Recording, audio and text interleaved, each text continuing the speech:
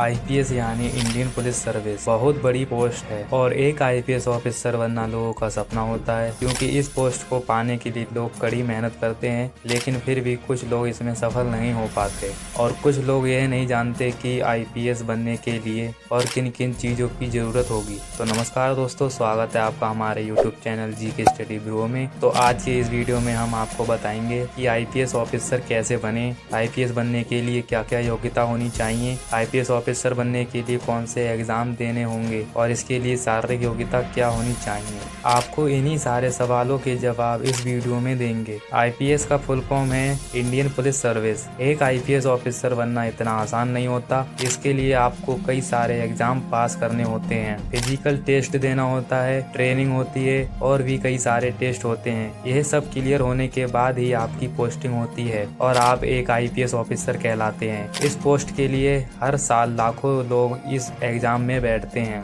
और सिर्फ गिने चुने लोग ही इसे पास कर पाते हैं। और ऐसा इसलिए होता है क्योंकि कुछ लोगों को आईपीएस बनने के लिए जो रिक्वायरमेंट होती है उसके बारे में अच्छे से पता नहीं होता। तो ऐसे में आपको पता होना चाहिए कि आईपीएस के लिए योग्यता क्या है, कितनी हाइट चाहिए, कितनी चेस्ट चाहिए और भी बहुत सारे सवालों के जवाब पता होने चाहिए। तो आइए जानते हैं कि आईपीएस ऑफिसर एग्जाम की योग्यता क्या है। आईपीएस बनने के लिए आपकी उम्र 21 से 30 साल के बीच में होनी चाहिए, लेकिन यहाँ पर SC ST कैंडिडेट को 5 साल की छूट मिलती है। दूसरा है आपके पास बैचलर डिग्री होनी चाहिए किसी भी फील्ड में। तीसरा है आईपीएस एग्जाम को इंडिया, नेपाल और भूटान के लोग भी दे सकते हैं। अब बात की जाए शारीरिक योग्यता की, तो आईपीएस ऑफिसर बनने के लिए पुरुष के लिए कम से कम 165 सेंटीमीटर की लंबाई होनी चाहिए। यह जनरल कैंडिडेट के लिए है। अगर आप ओबीसी SC कैटेगरी के हैं तो आपको कम से कम 160 सेंटीमीटर की लंबाई होनी चाहिए।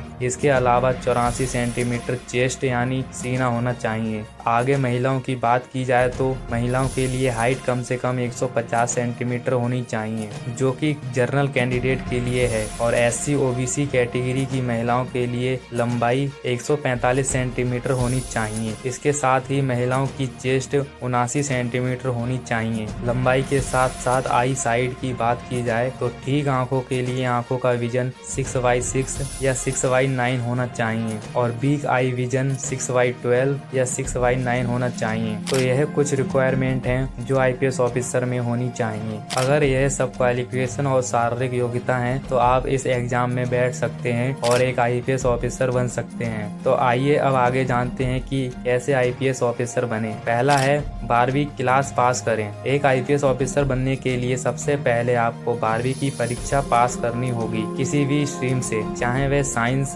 कॉमर्स हो या फिर आर्ट सब्जेक्ट हो। बस आपको सबसे पहले 12वीं पास करनी होगी। दूसरा है ग्रेजुएशन पूरी करें किसी भी कोर्स में। जैसे ही आप 12वीं पास कर लें, इसके बाद आपको अपने हिसाब से जिस भी सब्जेक्ट में इंटरेस्ट है उसमें अपनी ग्रेजुएशन पूरी करें, क्योंकि एक आईपीएस ऑफिसर बनने के लिए ग्रेजुएट होना बेहद जरूरी है, तभी आप आईपीएस एग्जाम में बैठ सकते हैं। तीसरा है यूपीएससी एग्जाम के लिए अप्लाई करें। जैसे ही आपकी ग्रेजुएशन पूरी हो जाए तो इसके बाद आपको यूपीएससी एग्जाम के लिए अप्लाई करना होगा। अगर आपको आईएएस आईपीएस जैसे एग्जाम्स देने हैं तो सभी के लिए आपको यूपीएससी एग्जाम देना होगा, क्योंकि यूपीएससी ही इन सभी एग्जाम को कंडक्ट करता है और यह सबसे मुश्किल एग्जाम है। जैसे ही आप यूपीएससी एग्जाम के लिए अप्लाई कर देते हैं, इसके बाद आपको 3 मेन एग्जाम क्लियर करना होगा। पहला है प्रीलिमिनरी एग्जाम, दूसरा है द मेन एग्जाम और लास्ट में होता है इंटरव्यू। यह सब क्लियर करने के बाद आपको ट्रेनिंग के लिए भेजा जाता है और आप एक आईपीएस ऑफिसर बन जाते हैं। चौथा है अब प्रीलिमिनरी एग्जाम क्लियर करें। यूपीएससी एग्जाम अप्लाई करने के बाद आपको सबसे पहला एग्जाम क्लियर करना होगा, जिसका नाम है द प्रीलिमिनरी एग्जाम। इसमें 2 पेपर होते हैं और दोनों ही ऑब्जेक्टिव वाले सवाल होते हैं, यानी कि 4 ऑप्शन वाले। तो दोनों पेपर 200 अंकों के होंगे। तो नेक्स्ट राउंड में जाने के लिए आपको इस एग्जाम को क्लियर करना होगा, जो कि बहुत जरूरी है। पांचवा है मेन एग्जाम क्लियर करें। जैसे ही पहले एग्जाम को क्लियर कर लेते हैं, इसके बाद अब आपको मेन एग्जाम क्लियर करना होगा, जो कि बहुत मुश्किल होता है। इसमें आपको टोटल 9 पेपर देने होंगे, जिसमें आपको रिटर्न के साथ साथ इंटरव्यू भी देना होता है। यह थोड़ा मुश्किल होता है और इस एग्जाम को बहुत लोग क्लियर नहीं कर पाते। तो अगर आपको आईपीएस ऑफिसर ऑफिसर बनना है तो आपको अच्छे से और एग्जाम में टॉप मार्क्स लाने होंगे। नंबर 6 पर है